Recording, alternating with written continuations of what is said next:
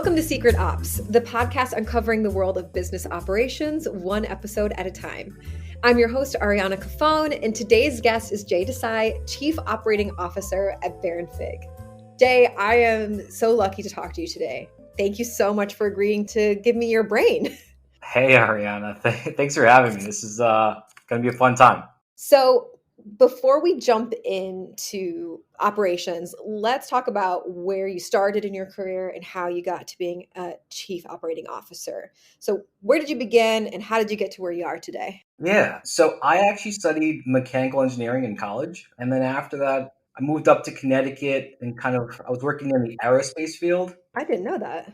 Interesting. Yeah. I was working on commercial and military engines, and then later on helicopters. So really different from what I'm doing now. I started off as like a project engineer, which is basically like project management for a new engine that was like in a prototype phase.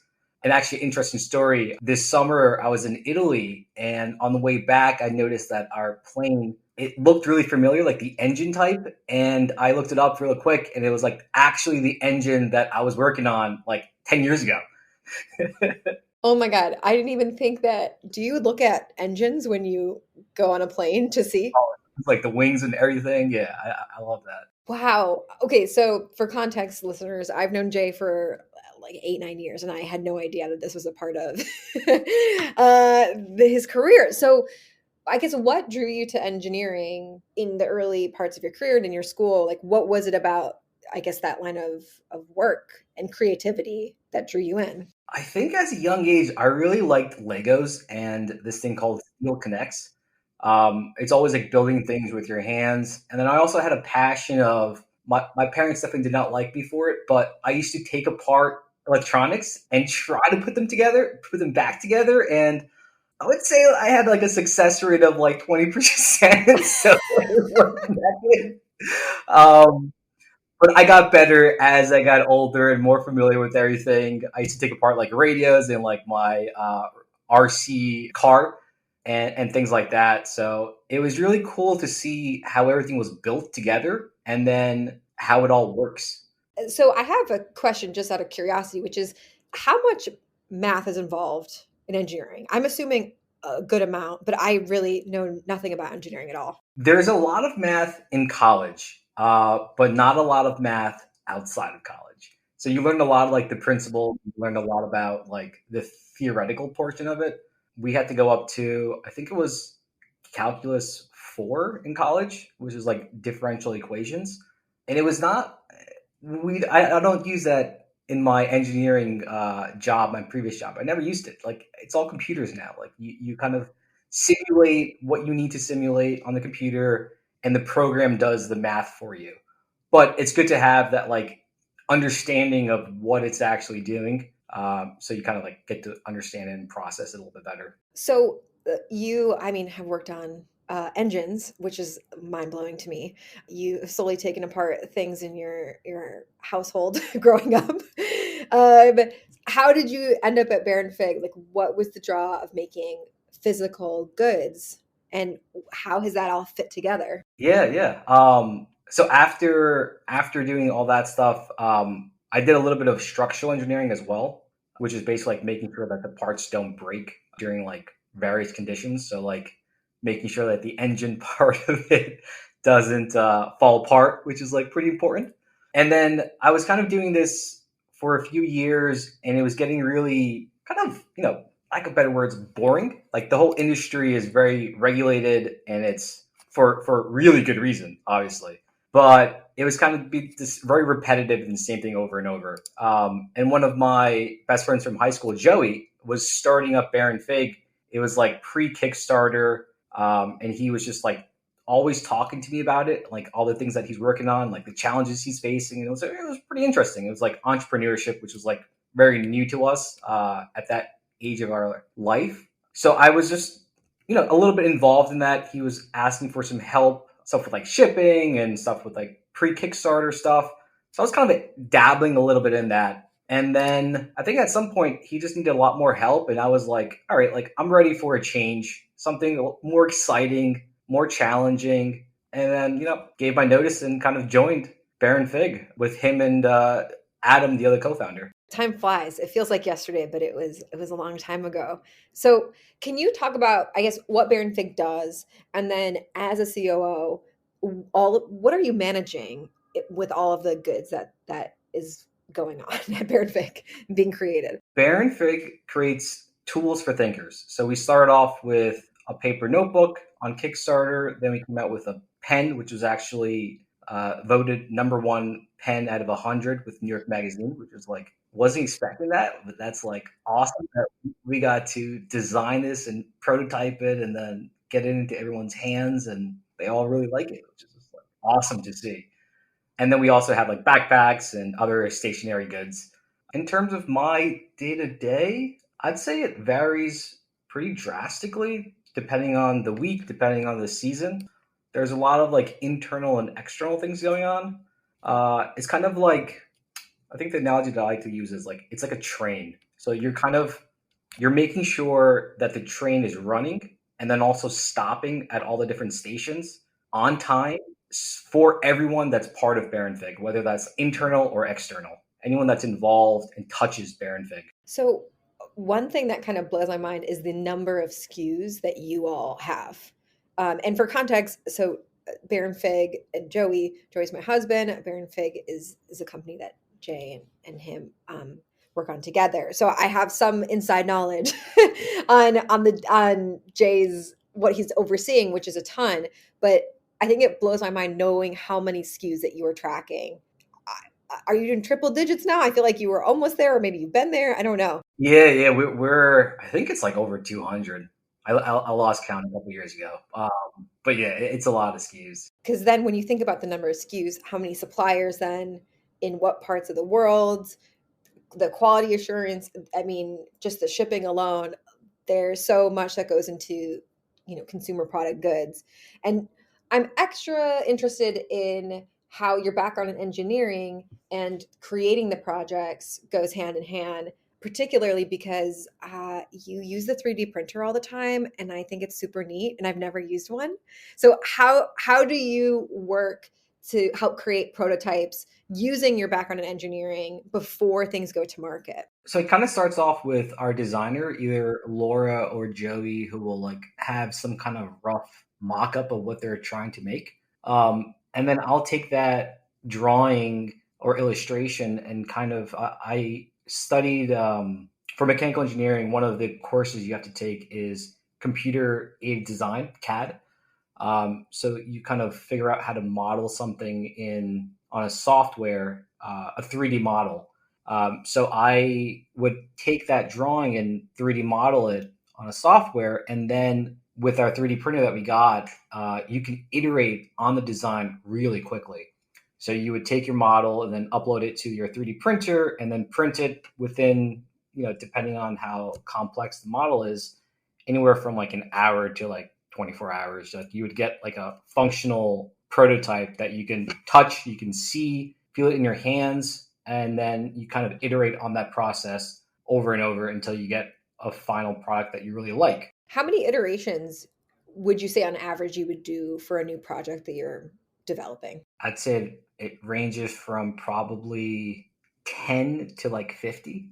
I think for like the Squire, we had like, I want to say like 40 different iterations and like everything's like small little tweaks, just getting finer and finer. Yeah, it's a lot. So when you're starting to develop a product and you're actually thinking about like the physical space that it takes up, is it kind of big, broad swings at the start to say like, let's try this, let's try that, and then you start to pinpoint the features that you want to have? How do you go about developing a product? Yeah. So we start off with like the really big picture. Start off with the general idea of what we're trying to manufacture, and then as we get closer, as time goes on, we get add more and more details to it. And then at the end, it's kind of like when I would add in like the final touches of like how everything gets assembled together. When do you start to involve, because I guess initially it's just you and the team all collaborating on this potential product. When do you start to get different manufacturing partners involved? Like, how does that factor into developing this product? It probably starts when we have a functional prototype that we really like. And it's never going to be the exact model that we are going to make because we're not manufacturing it. Like there's small little nuances that we're not going to know that the machine doesn't have that capability to make something. So like we would give the vendor supplier a working prototype, the drawings for that, and then they would kind of iterate on that idea, that product to get us an actual manufactured prototype. Got it. Lots of pieces to the creating a product. I have never created a product from scratch myself, so it's fascinating to learn, and I could literally spend this entire time talking about it. But back to operations, as like somebody who's in operations, I think there's two ways to approach your ways of working. So there's the opportunity mindset, so where you can see potential or creativity to develop new things, and you kind of approach operations through that lens. And then there's the problem first mindset. So it's like, all right, something's on fire and I got to deal with it. And out of that problem first mindset, we can make something better. In your day to day with Baronfig, where do you think your brain goes to? Are you more in the problem first mindset, opportunity first, a bit of both? I'd say probably more on the problem mindset first and then the opportunity. If there's anything that's major that's on fire, definitely address that first and make sure it's solved and then jump into like the opportunity, how we can optimize, how we can grow. Do you have a favorite part? Like, I sometimes am really satisfied when I solve a problem, but then when you see a different way of optimizing something, I also, nerd out a little bit. Do you have one that you prefer? I definitely like optimizing, but some of the fires that we do have to put out, that's more rewarding because you have to like Oh, quickly interesting. think on the spot and you have to like come up with a solution, make sure it works, validate it, and then implement it all within like a certain time frame. Yeah, I think that smaller time frame too does make you feel like, dang, I really accomplished something. Whereas sometimes the other things can take a year or longer, so it doesn't feel as gratifying when it gets past the finish line. That's a really good point. All right, let's break down operations. So the easiest way that I have found to describe operations across any role, any industry, is that it's comprised of people, process, and technology with a little side of data. So thinking through each of those lenses, what are some, I guess, things that you think about when it comes to the technology side of operations? So I immediately am thinking about all the different partners that you're working with to develop your products. Like, what are some tools that you want to have to connect the dots easier on that supply chain? I think a really good project management software is vital, and making sure that it helps keep you on track and to help plan for what you need to get done. Now, I know that you all use Basecamp, which I think is what you're referring to. Like, can you talk pre Basecamp, post Basecamp, how that changed your way of working? Before it was just like you kind of everything's in your head. You're figuring out what you need to get done, but then also you have a lot of external people involved in running a business, in creating a product, in whatever you're trying to accomplish. And before it was a lot of emails, it was a lot of I guess we used to use Slack, and a lot of back and forth, and things would definitely get lost in translation. And once we transitioned to a project management into Basecamp, it helped streamline everything and keep everyone accountable for what needs to get done. And when things don't get done, you kind of can be aware of that and fix and address those challenges that you're facing or other people are facing. Hello, fellow thinkers. Now, if you have been a loyal listener of Secret Ops, then you already know about our sponsors, Baronfig, the company that makes tools for thinkers. Now, I'm totally biased, but I really think that Baronfig has the best product suite for thinkers and operators alike. And you know what? I'm not the only one that thinks so. Bloomberg said, and I quote, that Baronfig's products are, quote, high-end and well-crafted, which they absolutely are. Their Confidant notebook is the most delicious notebook that you will use with the most perfect dot grid paper. But it's not just Bloomberg. Actually, fun fact, New York Magazine, they tested 100 pens to find the top pen. And after testing all of those pens, they rated Baronfig's Squire pen the number one pen. The number one pen. It's not just me, y'all. You got to give them a try. And guess what? We got you hooked up with the discount code.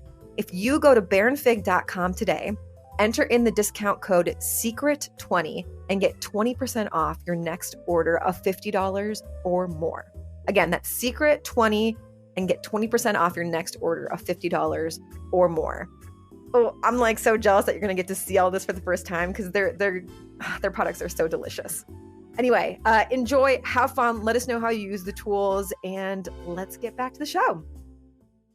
Yeah, it's like you can only keep it into your head until a certain point, and then until you get to a certain volume or scale, and then it just tips into you have to use something to extend your brain.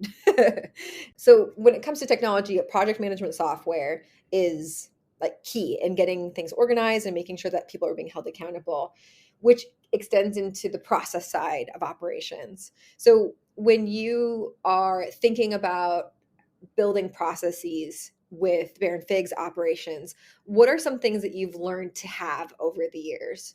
So it could be like, when we work with certain vendors, we have to make sure we have this process in place for testing.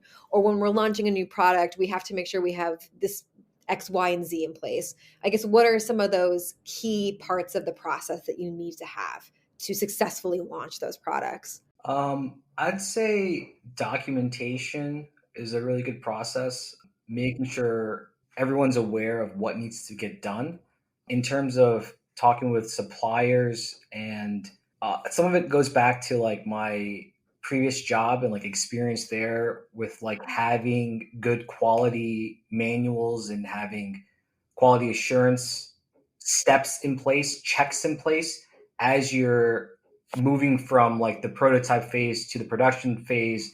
You're going to have different challenges for making the physical product. So like kind of being aware of what can go wrong. And then as things could go wrong, you kind of figure out and you create like a manual of what should be done in case that happens. Documentation is a necessary evil.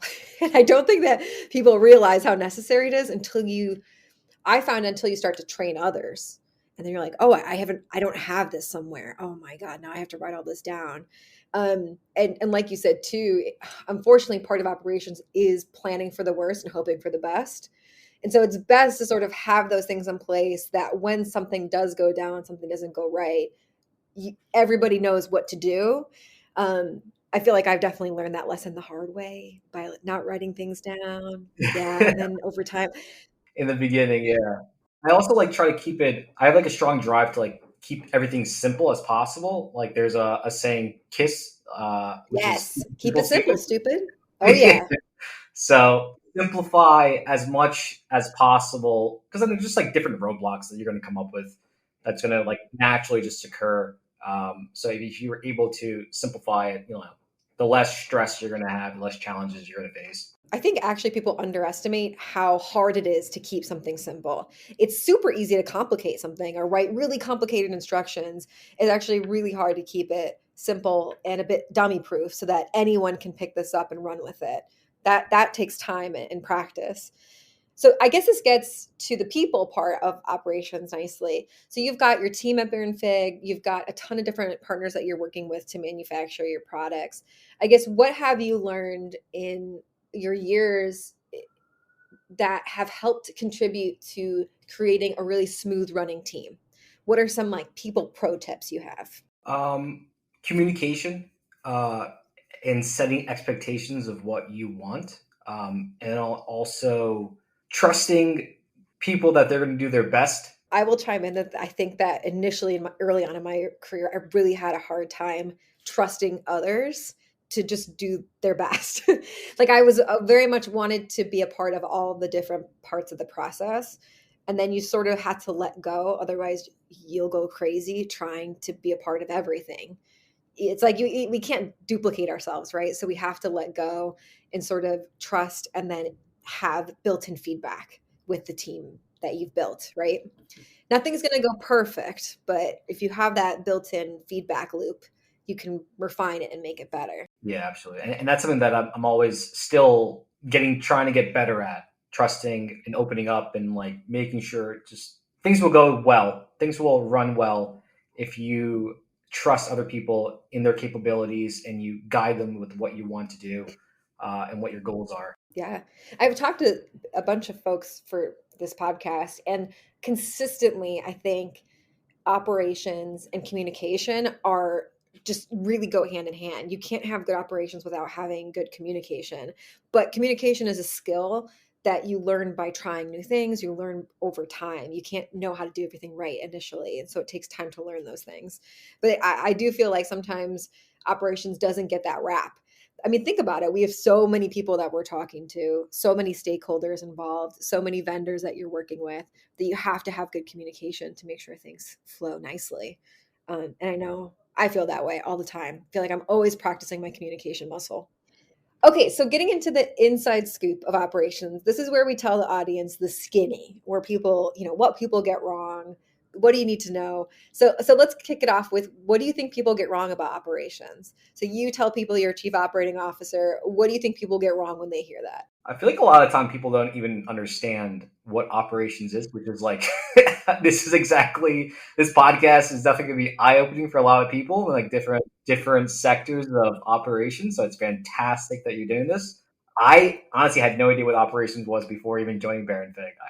I was like, what? Like, what do I do? Like, and like as you get more involved, you kind of learn the ropes and you learn more things that need to get done. The thing that I keep on hearing in the past was like, you don't need operations for your business.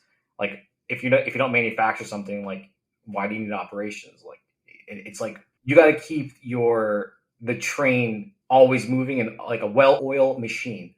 And also another thing that I kept on hearing was like a college degree in operations or manufacturing, which that you need a college degree in the field for your business. And for me personally, like, I had no experience in this field at all, and even in stationary. And you kind of just pick it up as you go, and you learn. You're learning what is it? You're learning to build the wings as you fly or something like that. I forget the exact saying. I was going to say, build the ship as you sail. I don't know. Is there some sort of mechanism that you're building while it's happening?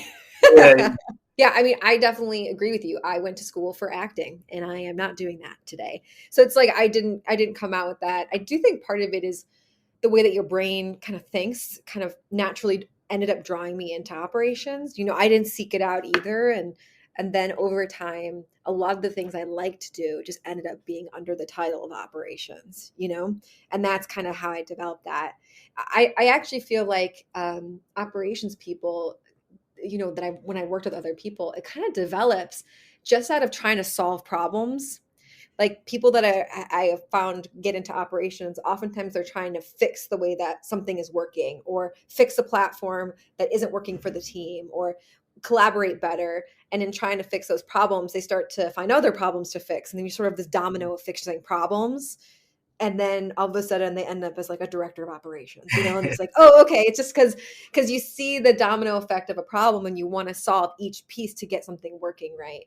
An accordion of issues that you want to get, playing a nice tune.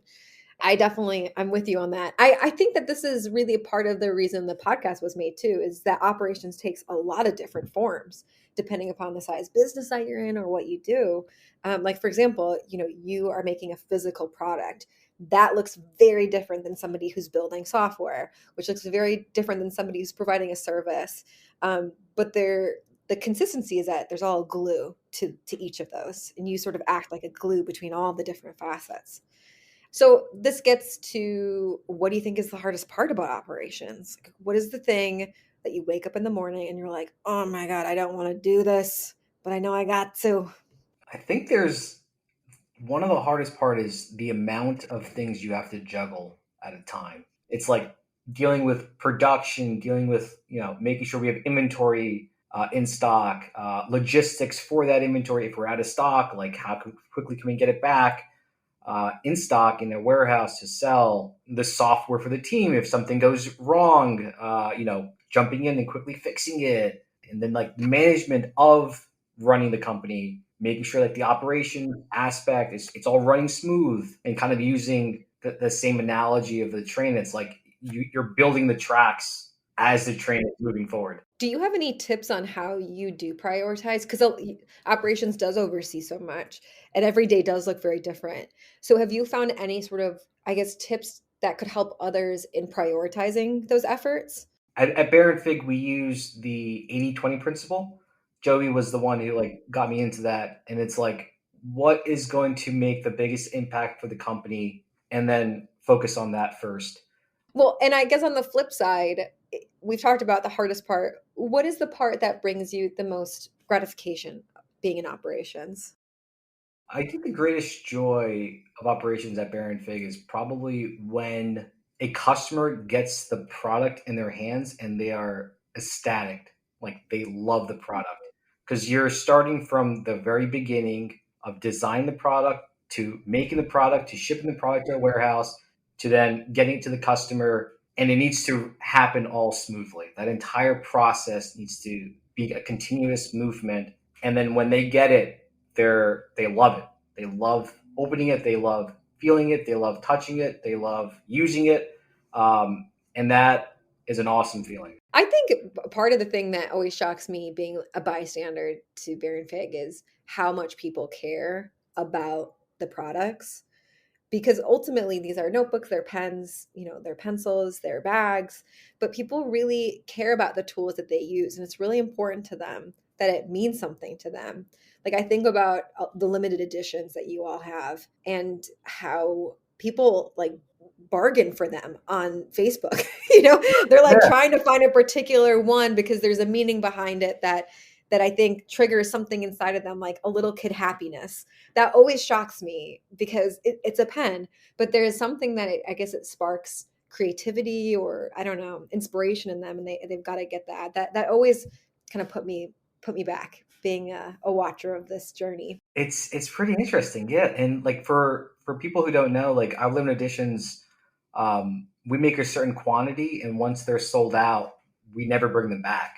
So over the years, people really want a specific edition, and like at one point there was like kind of like a black market for them. Like people were trying to sell them on eBay for like I don't know 4 or 5 times the cost, and it was like, wow, this is incredible, incredible feeling, yeah. Yeah, that blows my mind how a sub-market could come from the main market just because of a particular thing. It's really funny. So if someone came to you today and said, Jay, listen, I want to get into operations, where should I start? What advice would you give them? I'd say to get your organization and planning your game on point for that. There's a saying, I think Alexander Bell, which is he said preparation is the key to success. So when you plan something, planning leads the path to where you're going to go. So if you can map out the steps to get there, it makes the path a lot easier to follow versus building it as you're going, which of course you do, especially being at a smaller business. But if you can start to map those out earlier, the better. Yeah, yeah, exactly. It's just like taking a step back and kind of seeing how you can prepare. It allows you to make the progress you want, and then also like reduce the friction and the stress for getting there. Definitely. Definitely. Jumping back into rapid fire questions, we're going to end with some more human centric questions about you, Jay, to learn things that have affected you in your life and bringing that into our lives. Here's my bad drum roll. That's my bad drum roll. First question is, what morning rituals do you start your day with every morning? Like without fail, you have to do these things to start your day. I wake up and I do like a little stretch in the morning. Uh, and then also I have to walk my dog every day. So that's a little bit of 30 minutes of exercise that I get every morning. That helps just, mentally prepare myself for the day. And at the end of the day, how do you wind down? Like, what are some things that get you into that sleepy place and let you let go of the day? I try not to look at my phone for at least like 20 minutes before bed. But sometimes obviously that's really hard at times, but just mentally force myself as best as I can to not look at it. For sure. What book are you currently reading? I'm reading The Laws of Creativity, actually. Joey's Joey's book. How are you finding It's good. it? It's good. I've always told Joey this, but he's a really good writer. It's really easy to digest and to relate to. And the stories, I feel like I'm learning a lot about different people who are not your traditional type of creativity. Yep. Like they're not necessarily labeled as a creative person, but they are creative in their own way. In your life so far, what do you think is the most important lesson that you've learned? To be honest and vulnerable. Mm. Ooh, that's tough, but very important. Last question. What do you want to be when you grow up? When I was younger, I wanted to be an astronaut or an engineer, going into space or building things. And I feel like I'm doing that.